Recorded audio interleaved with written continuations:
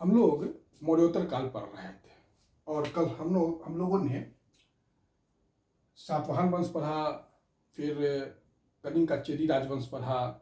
ये सब कल हम लोगों ने पढ़ा था। सातवाहन में मैं चाहता हूं कि कुछ आपको एक दो फैक्ट्स और बता दूं। जैसे सातकर्णी प्रथम थे। कौन थे? सातकर्णी प्रथम। तो ये सातकर्णी प्रथम जो थे, ये अपने आप को कृष्ण का पुत्र बोले। सातकर्णी प्रथम ने क्या बोला अपने आप को? कृष्ण का पुत्र बोले। कृष्ण का पुत्र है ना। सातकर्णी प्रथम ने क्या बोला अपने आप को? कृष्ण का पुत्र बोला।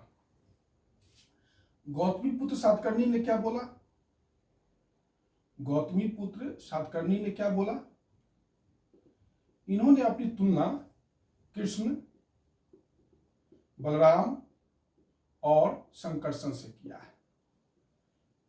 गौतमी पुत्र सातकर्णी ने अपनी तुलना कृष्ण, बलराम और संकर्षण से किया है। गौतमी पुत्र सातकर्णी के 8000 चांदी के सिक्का पाया गया है। 8000 चांदी का सिक्का पाया गया है। और ये सिक्का कहां से मिला है? तो नासिक में एक जगह है जोगालथंबी। नासिक में जगह का नाम है जोगालथंबी। यहीं से जो है 8000 चांदी का सिक्का मिला है।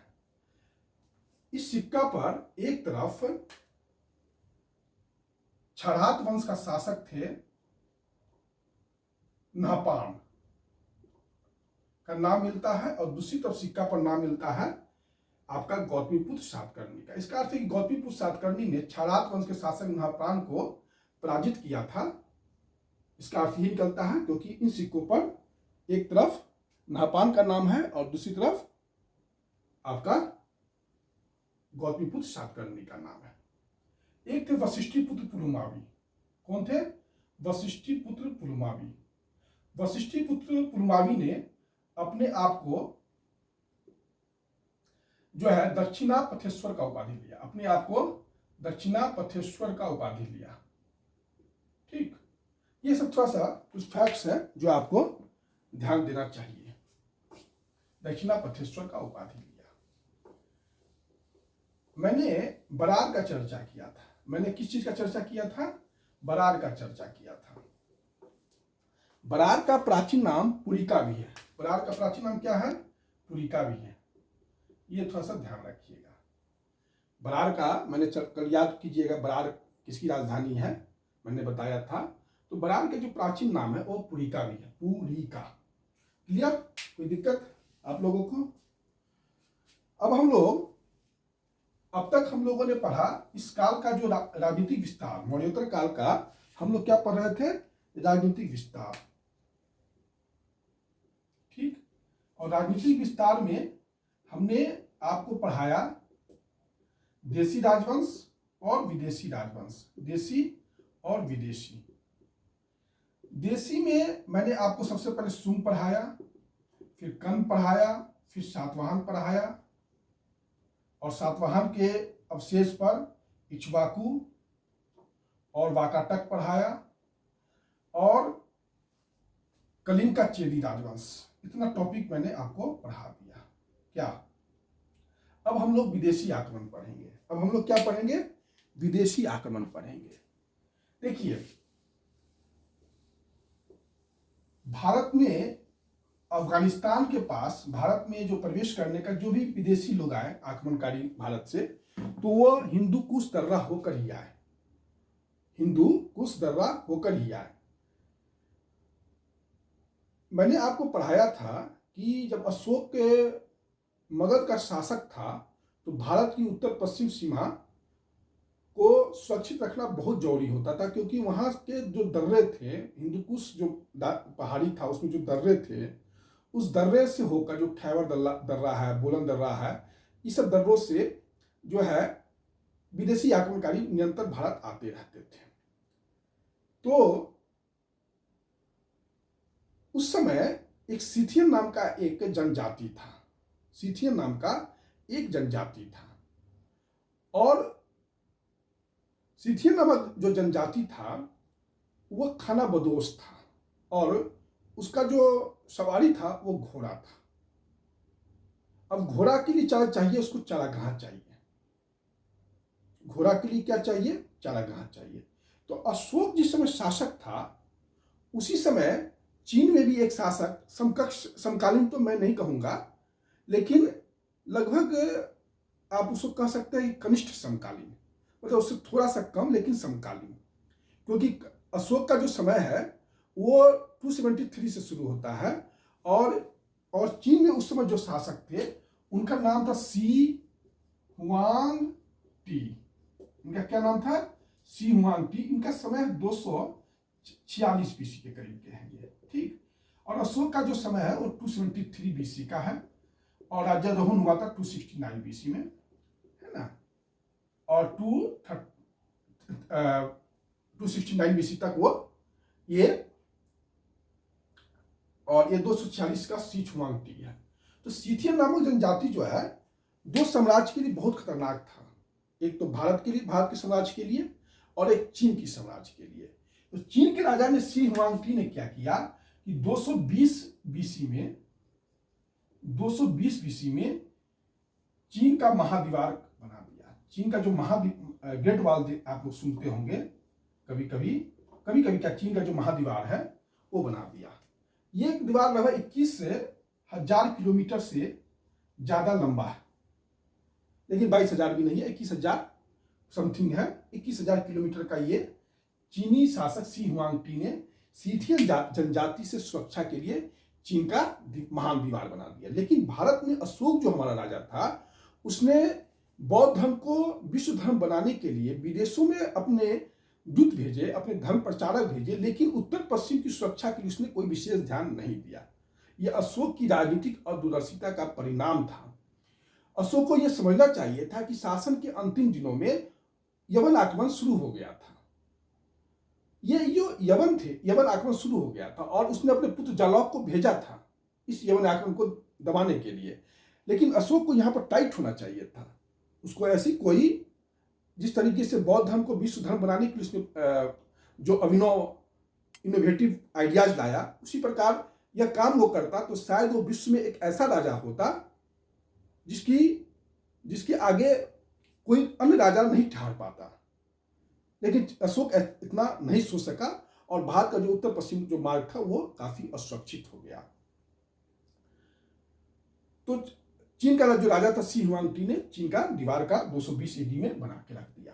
तो सीथियन जाति जो है वो अब चीन में प्रवेश नहीं कर सकते थे। अब नेचुरल है कि उनका जो है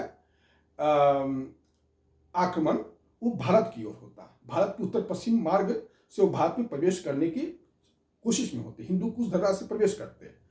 इस समय अफगानिस्तान जो है, आपका उत्तरी अफगानिस्तान जो है, वहां पर एक नदी है ऑक्सस नदी। कौन सा नदी है? ऑक्सस नदी। ऑक्सस नदी के दक्षिण में जाइएगा तो बैक्टीरिया है। ऑक्सस नदी के दक्षिण में क्या है? बैक्टीरिया है। और इस बैक्टीरिया को भारतीय धर्म ग्रंथ में बहालिक भी कहा गया है। बैक्टीरिया या बहालिक एक ही चीज है, उसमें कोई डिफरेंस नहीं है। तो यहां पर इंडो ग्रीक या हिंद यवन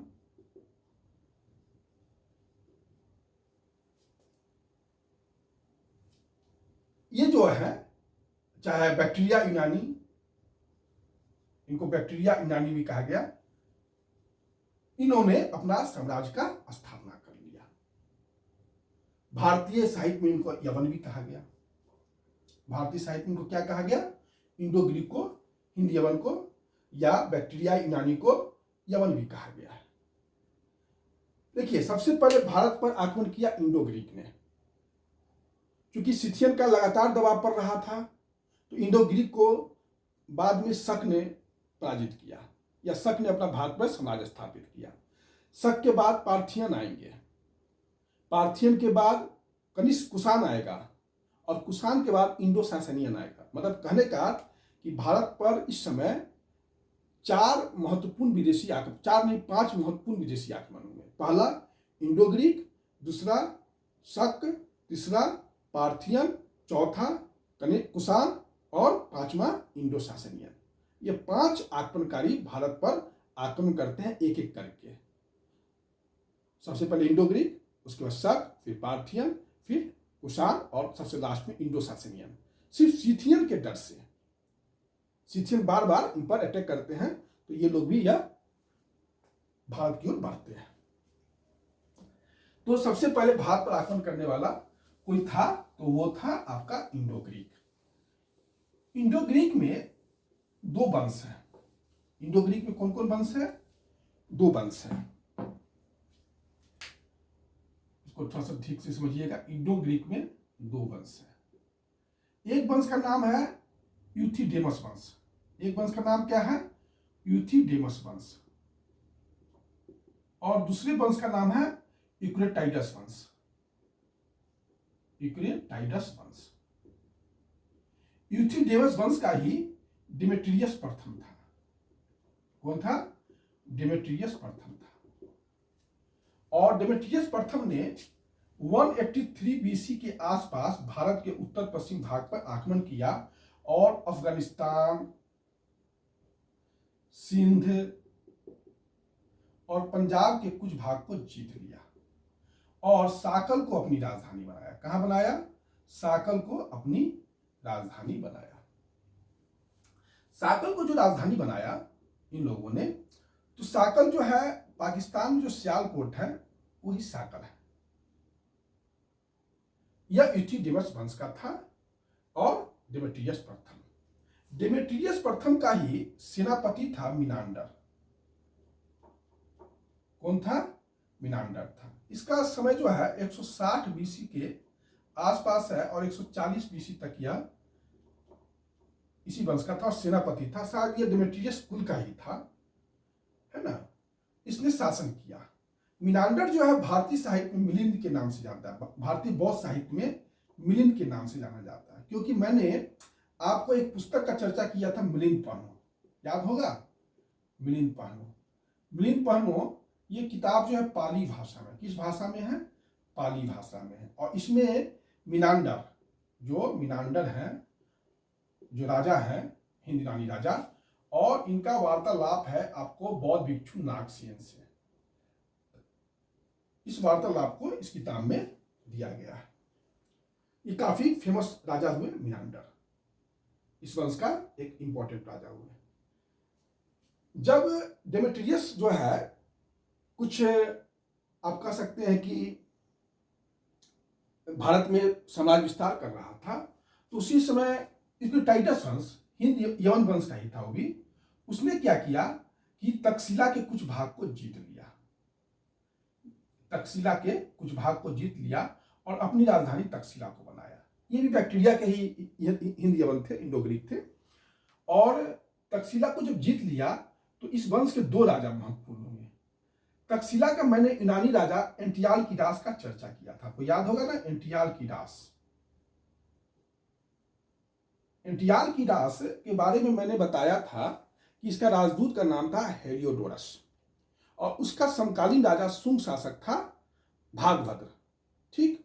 और इसने भागभद्र के विदिशा दरबार में, भागभद्र के शासन के 14वें वर्ष में विदिशा दरबार में एंटियालकीडास जो यवन था, राजा था तक्षशिला का, उसने अपना राजदूत भेजा था हेलियोडोरस को और विदिशा में उसने गरुड़ स्तंभ स्थापित किया था। भारत में भागवत धर्म का पहला अभिलेखीय प्रमाण हेलियोडोरस का गरुड़ स्तंभ ही है, चाहे बेसनगर का गरुड़ स्तंभ ही है, चाहे विदिशा का गरुड़ स्तंभ ही है। और इसी वंश का, यूक्रेटाइडस वंश का जो सेकेंड राजा था हर्मियस, ये भी बहुत ही इंपॉर्टेंट राजा था और संभवतः हर्मियस स्कूल का अंतिम राजा था। यह है आपका इंडो ग्रीक। और इस इंडो ग्रीक के बाद शक जो है भारत पर आक्रमण करेंगे। इसके बाद भारत पर कौन आक्रमण करेंगे? शक आक्रमण करेंगे। अब इंडो ग्रीक का देन क्या क्या है, हम लोग इसको थोड़ा सा देख लें, फिर हम लोग शक के बारे में पढ़ेंगे। पहले हम लोग इंडो ग्रीक का क्या क्या देन है वो देख लें।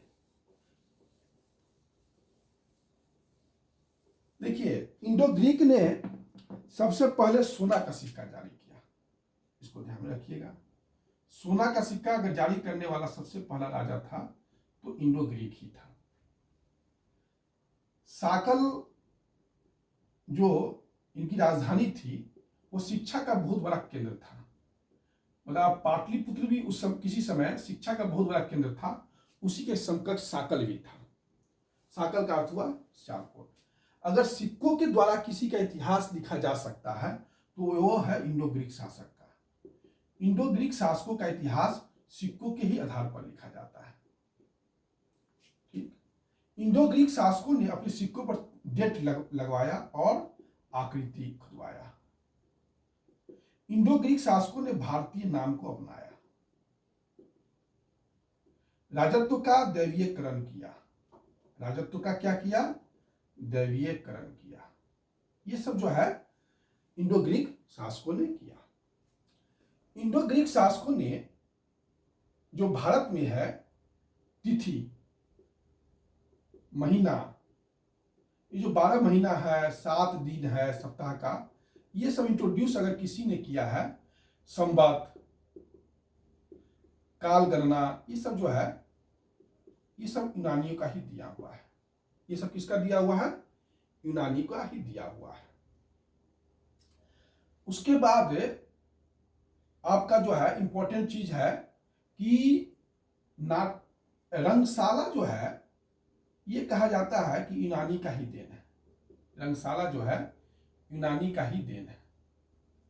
लेकिन यहां पर थोड़ा सा ये कहना बहुत रॉन्ग होगा कि रंगशाला यूनानी के प्रभाव में ही भारत में आया, क्योंकि पतंजलि का जो महाभाष्य है वो लगभग 150 बीसी के आसपास का लिखा हुआ है और उसमें नाटक का वर्णन है, जैसे कंस वध का वर्णन है। तो ये सबसे नहीं लगता है कि रंगशाला जो है वो यूनानी प्रभाव से आया होगा। वैसे भी बनारस में अगर आप जाइएगा तो बनारस के दक्षिण में 160 किलोमीटर पर रामगढ़ की पहाड़ी है। तो उस रामगढ़ की पहाड़ी में भी जो है रंगशाला का अवशेष मिला है। तो ये कहना कि रंगशाला जो है यूनानी का देन है, यह नितांत अवैज्ञानिक होगा। हाँ, इसमें जो पर्दा प्रथा आया, रंगशाला में जो पर्दा प्रथा आया, पर्दा जो सिस्टम आया, वो सिस्टम जो है आप कह सकते हैं कि यूनानी का देन है, क्योंकि इसको पर्दा को जो नाटक में पर्दा दिखाया जाता है उसको उसका नाम रख दिया गया यवनिका। ठीक। तो ये सब इनका कंट्रीब्यूशंस है। ज्योतिष शास्त्र पर यूनानी का बहुत बड़ा प्रभाव है। भारतीय ज्योतिष शास्त्र पर यूनानी का बहुत प्रभाव है। मैंने गार्गी संहिता का चर्चा किया था, आपको याद होगा गार्गी संहिता के बारे में, और उसमें ये लिखा हुआ है कि ज्योतिष के मामले में भारतीय जो है यूनानियों के ऋणी है। ये मैंने आपको बताया है। गार्गी संहिता में लिखा हुआ है कि ज्योतिष के क्षेत्र में भारतीय यूनानी के ऋणी है। यह हो गया आपका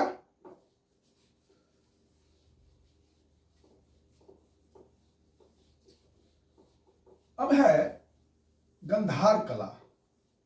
गंधार कला मैंने आपको पढ़ाया था सिकंदर के आक्रमण के समय में कि हेलेनिस्टिक आर्ट भारत में अगर सबसे पहले इंट्रोड्यूस किया था हेलेनिस्टिक आर्ट तो यूनानी ने किया था। सिकंदर के आक्रमण का प्रभाव था। वही हेलेनिस्टिक आर्ट जो है भारत के उत्तर पश्चिम क्षेत्र में गंधार कला के नाम से बाद में प्रसिद्ध हुआ। बाद में गंधार कला के नाम से प्रसिद्ध हुआ। तो गंधार कला इंडो यूनानी का ही देन है, जो यूनानी सिकंदर आक्रमण के समय हेलेनिस्टिक आर्ट था। इस प्रकार से इंडो ग्रीक शासक के बारे में जो जानकारी चाहिए था वो मैंने आपको दे दिया। अब जो है सेकेंड आक्रमणकारी शक आएंगे। शक के बारे में अब हम आपको नेक्स्ट क्लास में डिस्कस करेंगे। मैं जितना पढ़ा रहा हूं उसको आप लोग ठीक से पढ़िए और अन्यत्र पढ़ने की कोई आवश्यकता नहीं है।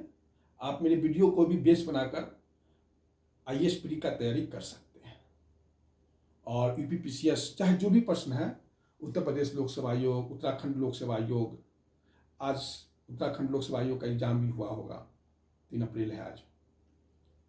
तो जो भी मैंने पढ़ाया है आप चेक कर सकते हैं, सारे प्रश्न इतिहास में जहाँ तक मैं पढ़ाया हूँ वह वहाँ तक आ ही गए होंगे प्रायः। ठीक है, तैयारी कीजिए। धन्यवाद।